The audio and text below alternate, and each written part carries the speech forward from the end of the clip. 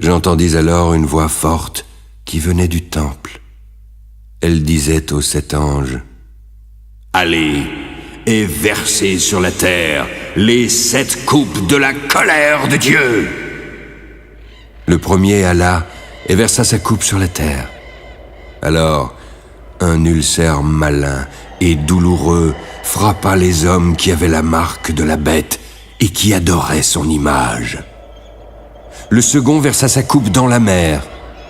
Elle devint du sang, comme celui d'un mort, et tout être vivant qui était dans la mer mourut.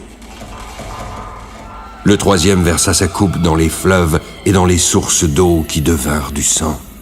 J'entendis l'ange des eaux qui disait: « Tu es juste, toi qui es et qui étais. Tu es saint parce que tu as exercé ce jugement. Ils ont versé le sang des saints et des prophètes, et tu leur as donné du sang à boire.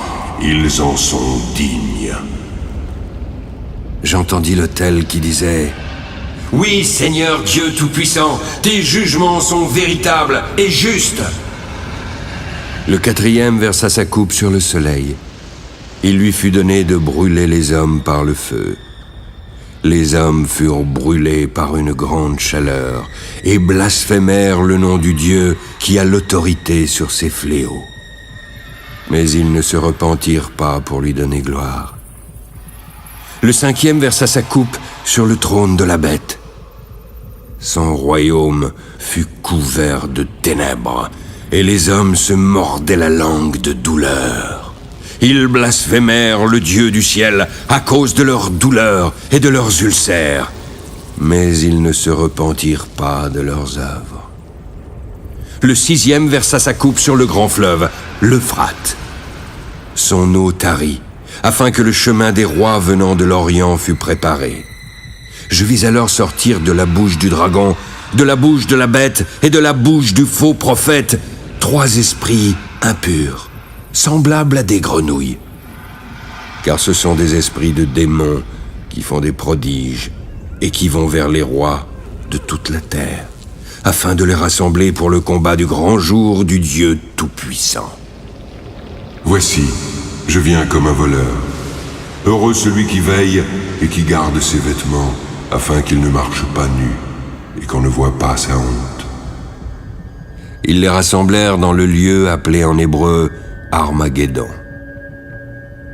Le septième versa sa coupe dans l'air et il sortit du temple. Du trône, une voix forte qui disait: « C'en est fait. » Puis il y eut des éclairs, des voix, des tonnerres et un grand tremblement de terre. Il n'y avait jamais eu un aussi grand tremblement depuis que l'homme est sur la terre. La grande ville fut divisée en 3 parties et les villes des nations tombèrent. Dieu se souvint alors de Babylone la grande et lui donna la coupe du vin de son ardente colère. Toutes les îles s'enfuirent et les montagnes ne furent pas retrouvées. Une grosse grêle, dont les grêlons pesaient un talent, tomba du ciel sur les hommes. Le fléau était très grand et les hommes blasphémèrent Dieu à cause du fléau de la grêle.